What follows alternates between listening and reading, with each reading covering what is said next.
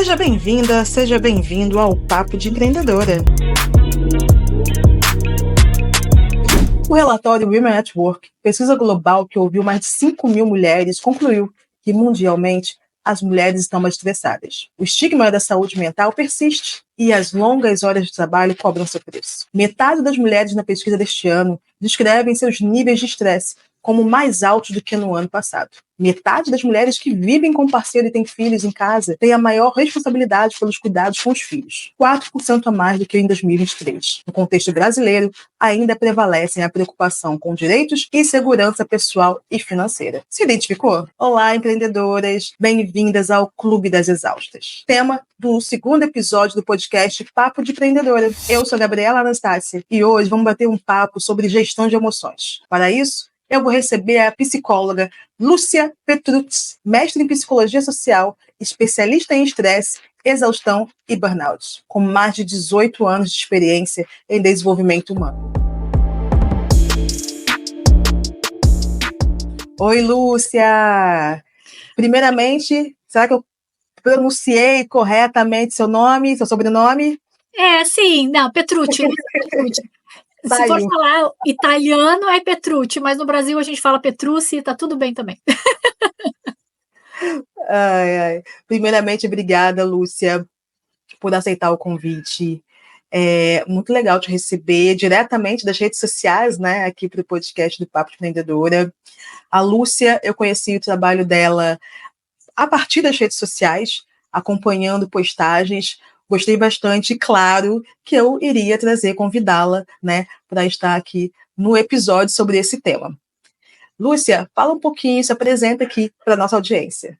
Gabriela, eu quero começar agradecendo esse convite, uma honra estar aqui nesse espaço, podendo conversar sobre um tema que me entusiasma bastante, e fico feliz também de ver esse lado positivo das redes, né? A gente fala sobre tantas questões e impactos negativos que as redes sociais provocam na nossa vida, mas também tem esse lado positivo dessa aproximação, desses contatos, né? Da gente conseguir se conectar dessa forma, já que a gente está geograficamente bem distante. Então, um prazer estar aqui contigo conversando.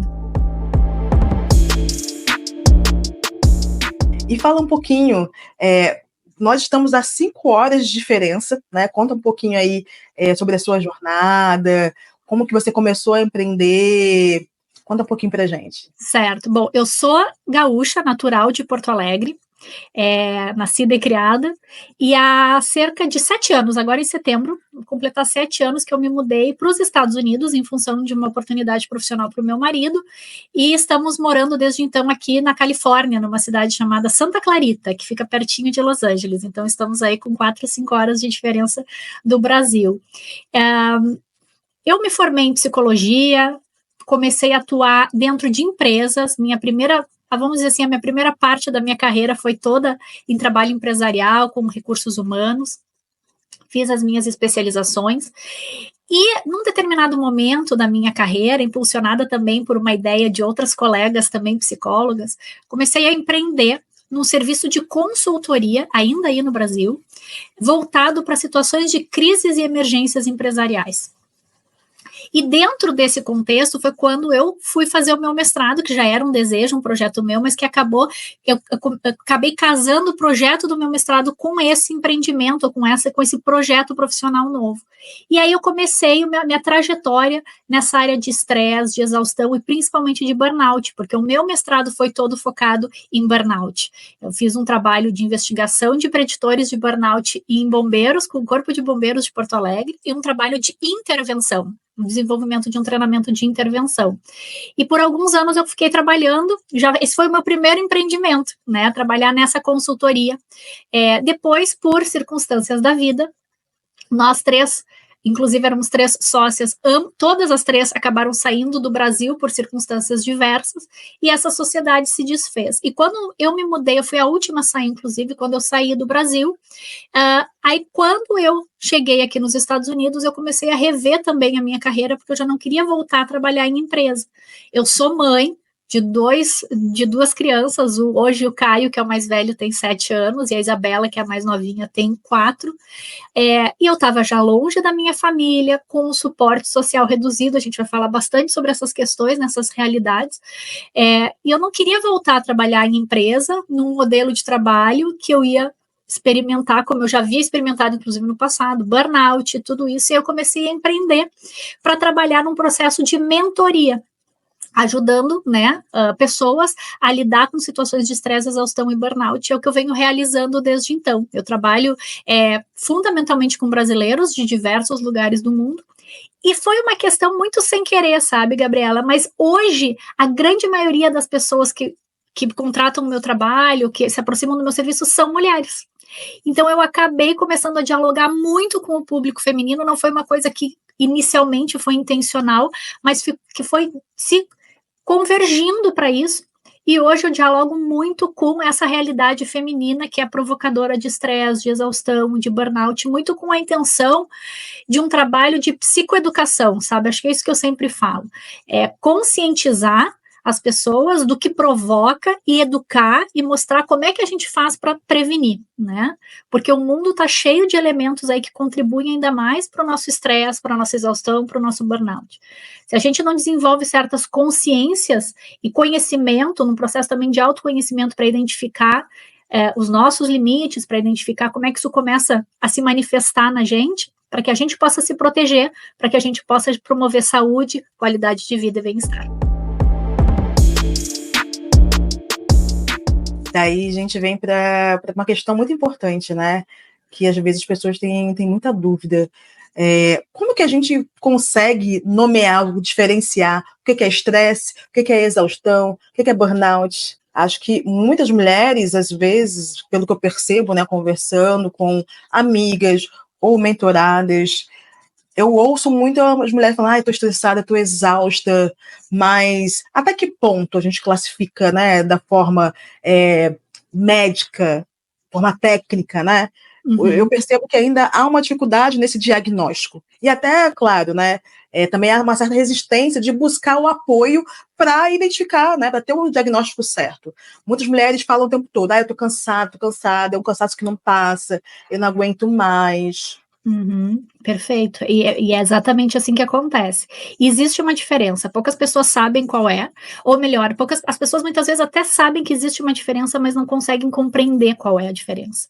Então vamos lá, o estresse, a gente tem que entender que o estresse é uma reação natural do corpo, né? Então, assim, estresse é algo, é uma reação fisiológica que se desenvolveu ao longo de todo o nosso processo evolutivo. Então, é uma resposta saudável. Quando a gente sai, quando qualquer situação externa do nosso ambiente ou interna, que pode ser provocada inclusive por um pensamento, por uma preocupação, por algo que a gente está antecipando, provoca alguma desacomodação, uma desarmonia no nosso funcionamento, isso é provocador de estresse. O corpo reage para buscar mecanismos de ação que restabeleçam essa harmonização, vamos dizer assim, né? Então, assim, o que provoca um desequilíbrio, o estresse vai procurar reagir física e emocionalmente para restabelecer esse equilíbrio. Eu preciso resolver esse problema, encaminhar essa preocupação, desdobrar essa situação para que eu possa restabelecer o meu estado harmônico, né, com o ambiente e interno também. Então, nesse sentido, o estresse é uma reação natural e extremamente necessária, porque o estresse ele nos chama para ação, porque justamente ele desperta esses sensos de urgência na gente. Alguma situação demanda uma ação nossa, uma reação. A gente precisa, lá nos nossos primórdios, essas reações de luta e fuga que a gente fala até hoje. Mas, claro, hoje dentro da nossa realidade, não necessariamente é uma reação de luta e fuga, mas é algo que eu preciso me posicionar, reagir, agir, fazer algum movimento para restabelecer essa harmonia, ou para minimizar essa preocupação, encaminhar esse problema, reacomodar a minha vida, seja na área que tenha provocado alguma desordem. Então, o estresse, nesse sentido, ele é muito positivo, porque ele nos chama para ação, ele promove essa movimentação. O grande problema é quando a gente não consegue sair dessa condição de estresse. A gente não consegue, ou a gente vai tentando diversas ações, a gente vai fazendo diversas estratégias e não vai tendo sucesso na resolução ou no encaminhamento desses problemas, dessas desacomodações, e isso começa a se perdurar por muito tempo e por tempo indeterminado, com muita intensidade. Então a gente entra aqui em 3 elementos que são super importantes sobre o ponto de vista, vamos dizer assim, clínico, né, de um diagnóstico, que é a frequência, a intensidade e a duração. Então, quando esse estado de estresse fica muito frequente, ou seja, acontece episódios de estresse de maneira muito recorrente, com duração muito grande, ou que tem muita intensidade, isso vai nos levando para um quadro de adoecimento. Esse estresse, que era natural e esperado, começa a gerar o que eu gosto de falar de uma intoxicação emocional. Começa a intoxicar o nosso corpo, né? Tal qual uma intoxicação alimentar, que a gente come alguma coisa que não cai bem, a gente reage, né? Porque o corpo quer se desfazer daquilo. Quando o nosso corpo fica num estado de estresse por período muito prolongado, isso vai gerando uma intoxicação, porque existe toda uma reação química que é provocada pelo estresse, que vai perdurando e perdurando, e aquilo vai sendo nocivo para o nosso corpo. Então, aparecem as consequências físicas, as consequências emocionais desse estado duradouro, que não é para ser duradouro. E aí a gente entra no estresse crônico. Né? Então a gente começa a dizer, bom, aqui já é um diagnóstico, já é um elemento de adoecimento. Só que as pessoas, né, não só as pessoas leigas, mas muitas vezes até os profissionais de saúde, não têm esse, por hábito, vamos dizer assim, né, dentro da sua prática, fazer essa investigação. A pessoa chega com uma queixa de problemas gastrointestinais, por exemplo. Ela vai no especialista, daí ele começa a identificar problemas gastrointestinais. Ou ela começa com queixas de dor de cabeça, daí ela vai no especialista, faz um monte de exame para ver se não tem nenhum problema. Só que tudo isso são sintomas, são problemas que são desdobramentos desse estresse crônico, né? Ou começa a investigar a questão de perda de peso. Então tem muita relação. O estresse desencadeia muitos problemas de saúde que não são vistos como causa do estresse, mas ele é tratado como aquele problema pontual. E aí o estresse crônico vai perdurando e nos leva para um estado de exaustão, né? Que é esse estado de um completo esgotamento. Então, assim, é uma falácia, basicamente, do nosso corpo físico e emocional, porque a gente entra num estado de exaustão, literalmente, né? Eu perco as energias, disposição, capacidade de atenção, de foco, de resolução de problema, insônia, problemas para dormir, ou pessoas que diziam assim, eu durmo, eu caio dura, mas eu acordo como exausta, né? Eu tenho final de semana, mas eu tô sempre cansada, né? Então, são as principais queixas de pessoas com exaustão. Só que aí, Gabriela, para deixar, né, para completar aí a tua pergunta, como é que entra a questão do burnout nisso, né? O burnout, ele, vamos dizer assim, a gente vem com essa questão do estresse, se a gente fosse fazer uma régua, né? Vem com a questão do estresse, que é natural, que é esperado, mas ele se estende, ele vai para um estresse crônico, e ele meio que pode se bifurcar. Uma exaustão é um estado de estresse crônico generalizado na nossa vida, não é em uma área específica, né? É na minha vida pessoal, é na minha vida profissional, tudo, vamos dizer assim, é uma desordem mais generalizada. O burnout é uma condição de saúde focada nas questões de trabalho. Então, é uma condição de estresse oriunda de aspectos profissionais. Eu já ouvi muitas pessoas na internet falarem de burnout materno, por exemplo. Não existe burnout materno, existe exaustão materna. O burnout, inclusive, é uma doença ocupacional, no Brasil registrada como doença ocupacional, porque ele é um fator adoecedor provocado pelas circunstâncias do trabalho, seja em relação à natureza da tua ocupação, seja em relação à cultura e às condições de trabalho fornecidos pela tua empresa, né? Então, mas são todos voltados para elementos ocupacionais. Então, o burnout é um estado, sim, de esgotamento também, mas ele está restrito às questões de trabalho. Isso vai conversar com as pessoas que sofrem de burnout, tu começa a investigar a vida fora do trabalho, ela não está, as preocupações, as sensações negativas, ou de ansiedade, ou de preocupações, ou até as manifestações físicas, não ocorrem na sua vida privada, elas ocorrem na sua vida profissional. A vida privada acaba sofrendo as consequências disso, mas não tendo uma relação de causa direta. Então, isso é importante da gente diferenciar. Muito importante isso que você traz, Lúcia, porque eu percebo a dificuldade das pessoas, às vezes, entenderem essa diferença, né? Na verdade, primeiro entender o que ela tem.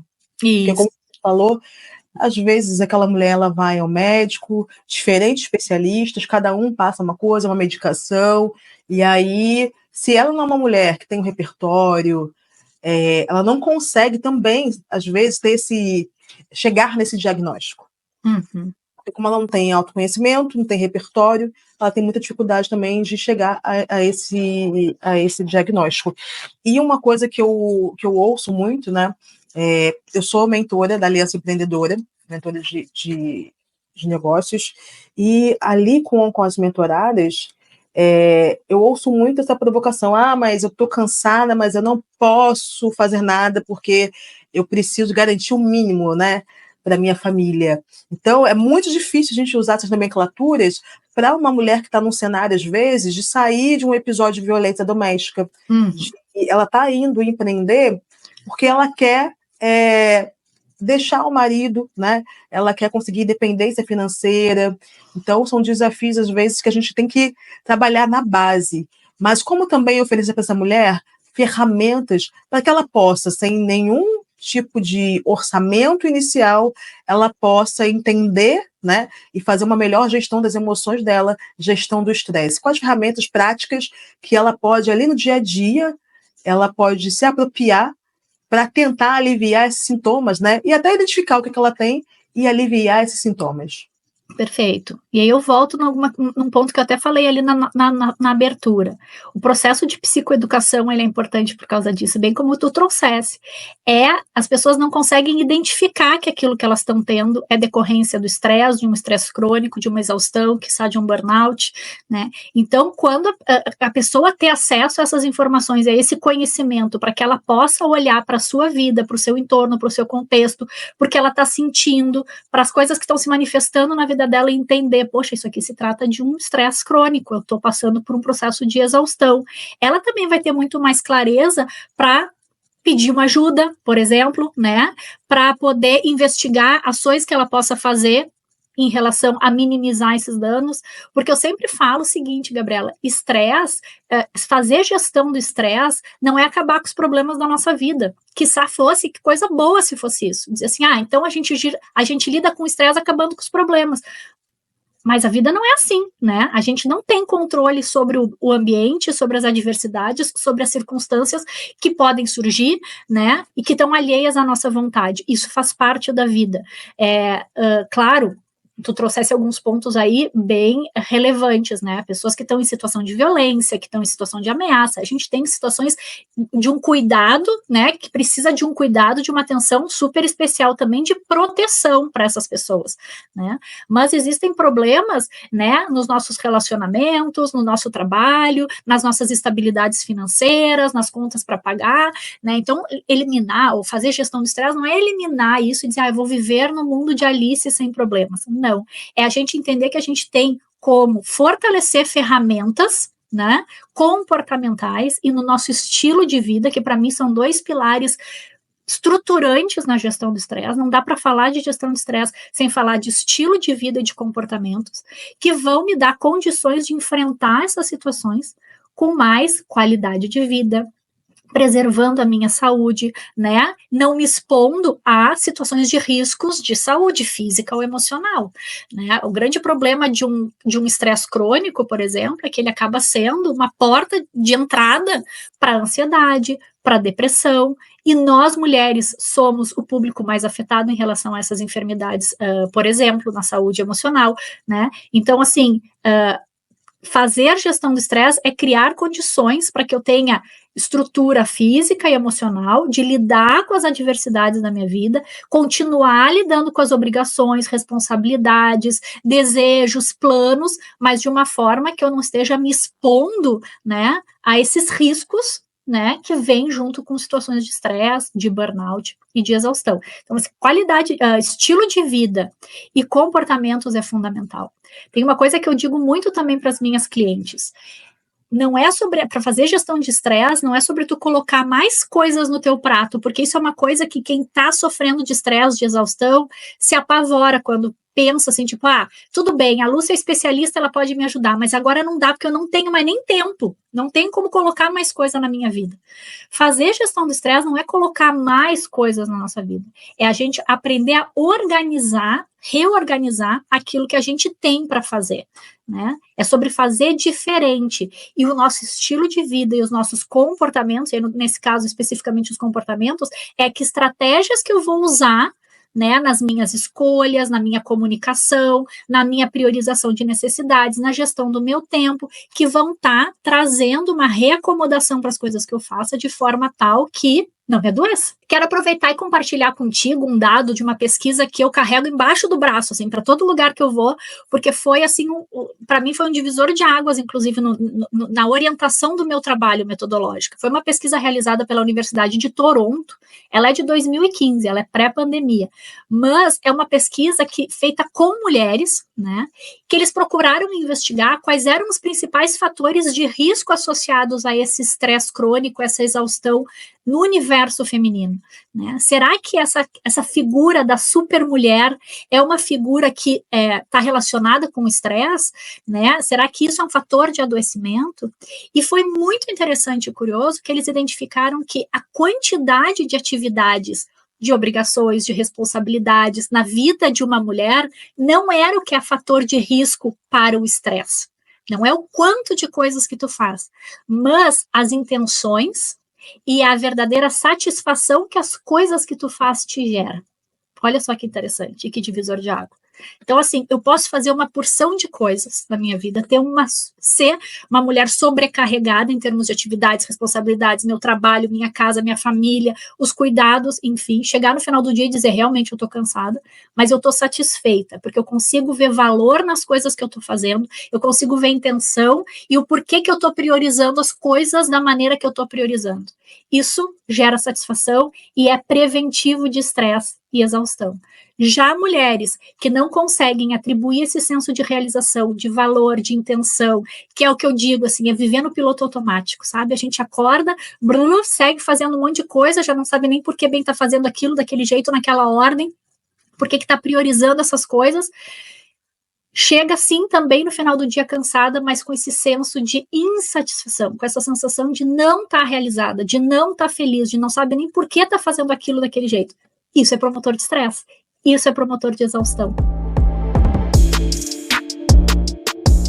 Eu aqui, né, agora falando um pouquinho da minha experiência, em 2020 a gente veio de uma pandemia e foi um período que nossa, acho que aquela realidade ali foi difícil, porque eu acostumada a estar sempre participando de eventos, sempre, né, por ser como jornalista, comunicadora, estava sempre em alguma atividade, e me ver naquele momento, né, em casa, com uma criança pequena, e teve aquela fase da escola, e assim, nossa, era muito desafiador isso, e foi uma fase que eu trabalhei muito, muito, muito, muito, e por aí eu segui numa sequência sem férias. Quando foi em 2023, aí a conta veio. Uhum. Aí a conta veio, e aí, ouvindo você, eu tô lembrando no dia que eu fui no médico, e ele viu uma questão de gastro ali, olha, tem que tratar e tal, não sei o que. Aí eu fui em outro médico, tem que tratar, não sei o que. Aí eu fui em outro médico, foram 3 diagnósticos diferentes e 3 medicações diferentes. E aí o que eu percebi ao longo do tempo foi isso, foi que aquele resultado dos exames nada mais era do que um resultado emocional. Era consequência de um momento que eu vivi muito acelerada, e no momento que eu pensei, falei, não, agora eu quero desacelerar. Foi essa palavra que eu usei no ano de 2023. Agora eu quero desacelerar. Mas aí a conta veio. Então, assim, eu compartilho isso porque toda vez que eu converso com outras mulheres, né, é uma queixa recorrente. Tá todo mundo com alguma questão, e aí tá tratando, mas a gente acaba não se percebendo que às vezes é melhor diminuir essa carga, ou dividir a carga, quem puder, claro, né, cada um tem sua realidade, mas na minha rotina hoje, uma das coisas que eu faço são coisas assim, bem, bem, bem tranquilinhas, assim, dormir uma sonequinha de 15 minutos depois do almoço, uma coisa que me faz bem, ler é uma coisa que me faz bem, e aprender a me desligar às 18 horas. Eu acho que isso é uma coisa que eu tenho exercitado muito, mas assim, para tentar desacelerar. E com meu filho, eu quero ter uma rotina de qualidade, né? Eu faço questão de receber ele da escola, arrumar ele para a escola, de noite fazer uma leitura com ele, para chegar no final do dia com aquela sensação, eu fiz um monte de coisa, mas eu fiz o que é necessário, que vai me dar satisfação. E isso, no final das contas, é o que me dá satisfação, é ter tempo, né, para me cuidar, para cuidar do meu filho, da minha família, e principalmente também do meu trabalho, que também são, né, são amores, vamos dizer assim. E aí agora eu queria ouvir um pouquinho da sua rotina também aí. Eu ainda tenho muito que melhorar por aqui, ainda me falta voltar para a atividade física, mas eu queria agora ouvir, já compartilhei a minha, queria ouvir o que você faz aí também, né, no seu dia a dia, até eu imagino, né, ser uma pessoa que está sempre ali prestando consultoria, mentorias, falando sempre sobre esse assunto, como é que você, né, eu não vou dizer se contamina, mas como é que você gere ali o seu estresse no dia a dia? E para mim não foi muito diferente, sabe, Gabriela? A pandemia, para mim, também nesse sentido foi um divisor de águas. E eu vinha um pouquinho antes ali da pandemia, em 2019 ainda, eu vinha num processo em que eu estava numa exaustão gigante, né? Extremamente insatisfeita, mas essa conexão eu fiz um pouquinho depois, não foi ali durante o pico da exaustão, mas assim, porque eu estava vivendo um estilo de vida, uma dinâmica, não vou chamar de estilo, mas eu estava vivendo uma dinâmica de vida que eu estava extremamente insatisfeita, e eu me sentia muito culpada por isso, e que também é uma questão muito presente na exaustão, porque assim, tu diz assim, poxa, eu tenho a minha família, as pessoas estão bem, tá todo mundo bem, poxa, a gente tá morando num lugar legal, a gente tá com condições de vida bacanas, por que eu tô me sentindo assim? Eu não posso me sentir assim. E aí a gente começa a se sentir culpada, mas ao mesmo tempo tá ali presente, né?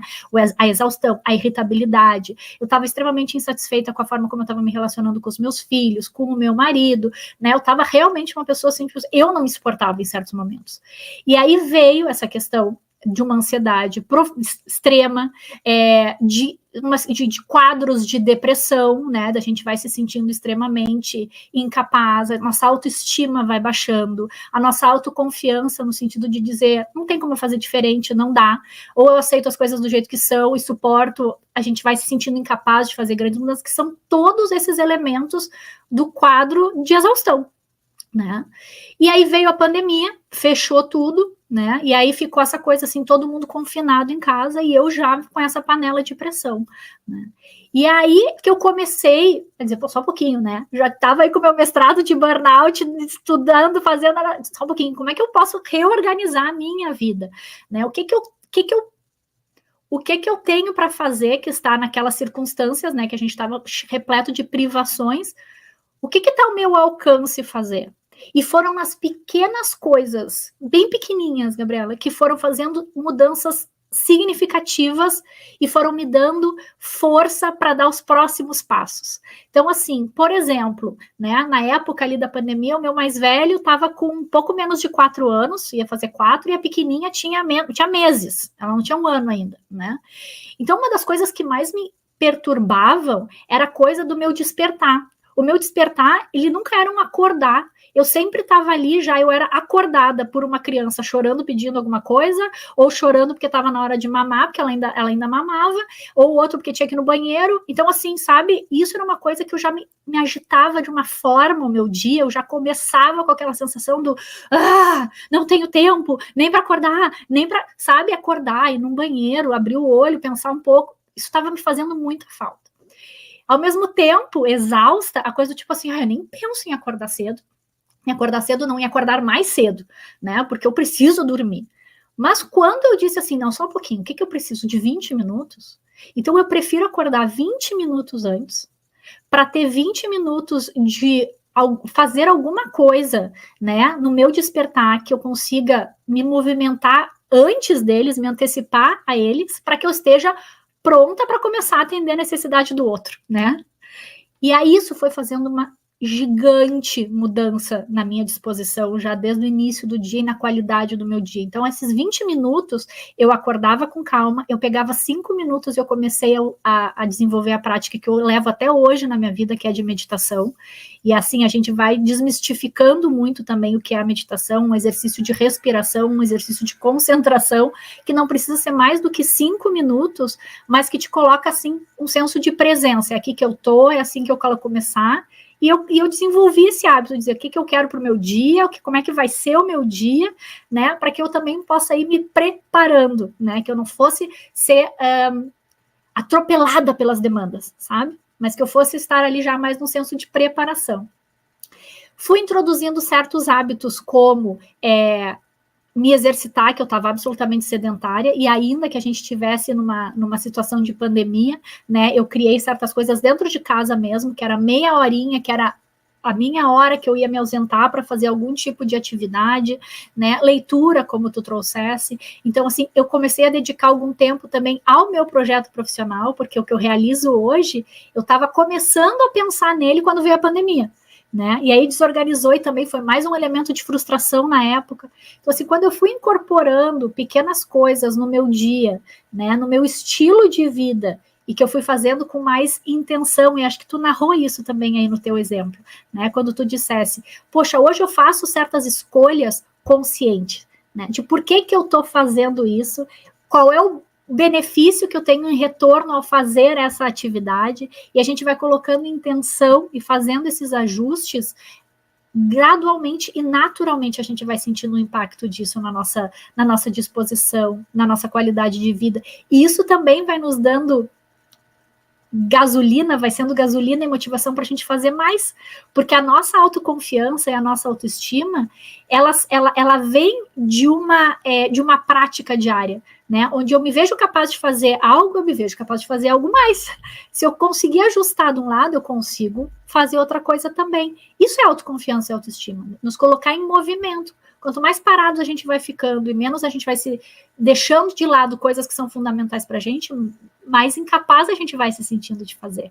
Né? Então acaba sendo, tu vai dando combustível para aquela maquinazinha engrenando e tu vendo que é possível. E meus filhos continuaram demandando, eu continuei presa dentro de casa, as circunstâncias da pandemia não melhorou por um bom tempo, mas eu criei condições para que eu conseguisse lidar com aquelas adversidades de uma maneira mais tranquila. E aí, para fechar essa questão aqui, Gabriela, tem uma expressão que muitas pessoas, quando me procuram, trazem, né? Que é, Lúcia, como é que eu acho o equilíbrio de vida? E eu acho que isso também foi uma mudança de mindset muito significativa para mim. Porque equilíbrio de vida, na verdade, é promotor de estresse. Porque a gente não consegue equilibrar todos os pratinhos. A gente não consegue deixar que todas as áreas da nossa vida estejam plenamente em sintonia, em harmonia, funcionando maravilhosamente bem. A gente acaba colocando muito esforço para deixar tudo perfeitamente bem. E isso é estresse. Então, quando eu substituir estresse por leveza, no sentido de dizer quais são as minhas prioridades, o que nesse momento me chama mais, não quer dizer que eu vou negligenciar o resto, mas não vai ser a mesma atenção. E esse é um dado de realidade. A gente não consegue ser uma mãe em tempo integral, uma profissional extremamente bem-sucedida, porque essas coisas demandam tempo. Então, assim, o que são coisas que eu não abro mão de um lado ou de outro, ou por momentos da minha vida, e eu faço essas escolhas com tranquilidade, né, com leveza, porque eu consigo conduzir com muito mais leveza, muito mais tranquilidade, muito menos estresse. Acho tão importante quando a gente compartilha as nossas práticas ali no dia a dia, porque às vezes as pessoas acham que é fórmula mágica, né, que é algo muito complexo. Eu já conversei com pessoas, né, aqui pelo papo, que compraram vários cursos e mentorias.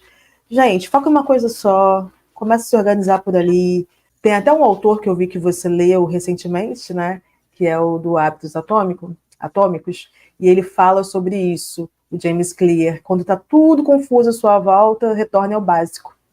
E isso é muito importante, né? O que é básico para você? É conseguir almoçar no horário? É conseguir botar o filho para dormir?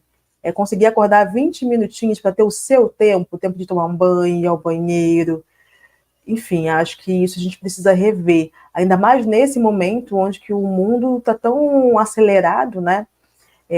Na verdade, a gente está fazendo isso, né? Esse movimento de seguir o fluxo, mas acho que a gente precisa parar um pouco, se observar ao redor, né?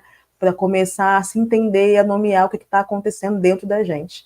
E acho que essa nossa conversa daqui hoje foi muito para isso. Queria te agradecer, Lúcia, te pedir para deixar aí teus encaminhamentos também, finais, né? Suas dicas, suas redes sociais. Perfeito, eu que agradeço esse espaço, essa oportunidade de a gente conversar e dialogar sobre esse tema. É super importante, está no básico. E tem uma outra frase do James que eu também gosto muito desse mesmo livro, que ele diz que nós somos o que nós repetimos, né? Então, assim, aquilo que a gente faz e repete diariamente vai formando a nossa identidade, vai formando a ideia de quem nós somos. Então, assim, que escolhas que eu estou fazendo? Será que as coisas que eu estou fazendo e as escolhas que eu estou fazendo na minha vida refletem a pessoa que eu quero ser, né? Porque e isso vem do básico, como tu bem dissesse, né? Das escolhas da comida que eu como, da hora que eu vou dormir, né? Da preparação para o meu sono, da forma como eu quero acordar, né? Da forma como eu vou me hidratar ao longo do dia, das atividades de lazer que eu me permito fazer. Isso tudo são esse combo que faz parte do nosso estilo de vida, super estruturante para nós. O estresse, a exaustão e o burnout, eles prejudicam, comprometem a nossa imunidade física e emocional, né? E se a gente não tem, se a gente ainda tem um estilo de vida que não promove a saúde, ou que acaba, né, comprometendo a nossa saúde, nos deixa ainda mais vulneráveis para situações como essa a gente ficar enfraquecido, né? E isso, tu bem dissesse também, o mundo está 24/7, se a gente deixar, a gente vai ficar ligado de domingo a domingo, né? Então ele vai estar sempre nos empurrando para esse ritmo, né? Só que a gente não precisa entrar nesse ritmo. A gente pode, e talvez esse seja um despertar que as pessoas precisam ter, a gente pode dar o nosso ritmo, fazer certas escolhas, né? E, de novo, isso não quer dizer que eu vou me eximir das minhas obrigações, das minhas responsabilidades, né? Nós, mulheres, sim, temos esse fator. Vivemos sobrecarregadas, o volume, isso é uma realidade para nós mulheres. Mas, em contrapartida, Gabriela, o que eu vejo também é que existem questões que estão na nossa, eu não vou dizer no nosso DNA, porque não é gen, né? Mas, assim, está enraizado na nossa cultura, na nossa ancestralidade, de que nós, mulheres, temos um papel de servir aos outros, muito forte, né? Então, assim, o número de mulheres que acaba abrindo mão ou priorizando as necessidades dos outros em prol das suas é gigante, né? Então, às vezes, trabalhar com essas mulheres a ideia de que as suas necessidades, as suas prioridades são tão importantes quanto as dos outros, e que fazer coisas que tu prioriza não quer dizer que tu está negligenciando as necessidades dos outros, bem pelo contrário, às vezes tu até está conseguindo atender melhor as necessidades dos outros na medida que tu também te sente atendida. É uma mudança de perspectiva que permite que as pessoas façam certas escolhas sem culpa, que as mulheres comecem a fazer certas escolhas sem culpa, que permita que as mulheres consigam organizar a sua vida de uma forma que elas consigam também dar os seus limites, né?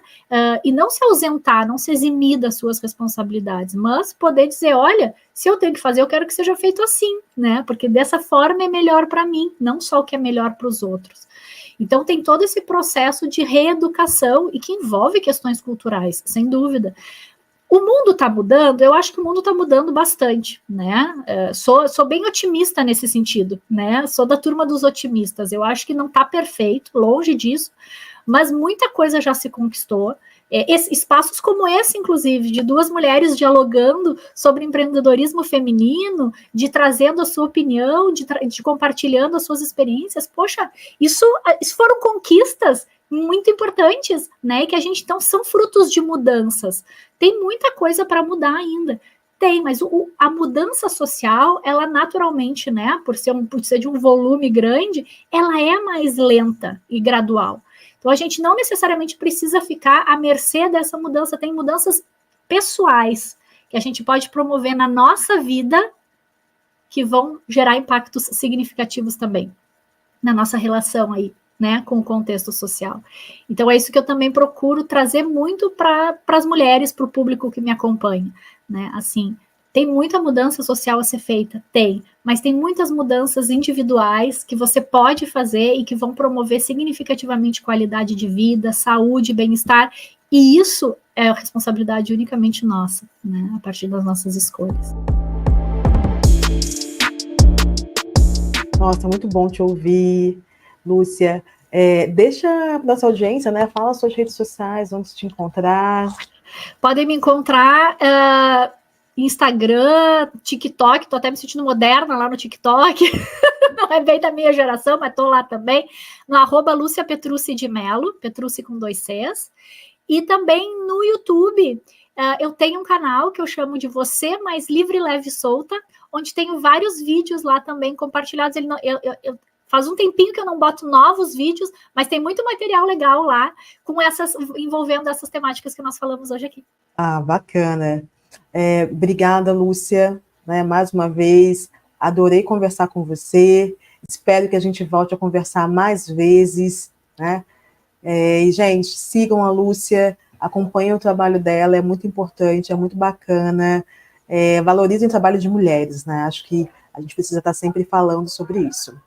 Aqui no Papo de Empreendedora, você pode seguir no Instagram o Papo de Empreendedora Oficial, no YouTube também, e também estamos no TikTok, a gente está lá engatinhando, mas tá, para garantir também alguns conteúdos por lá.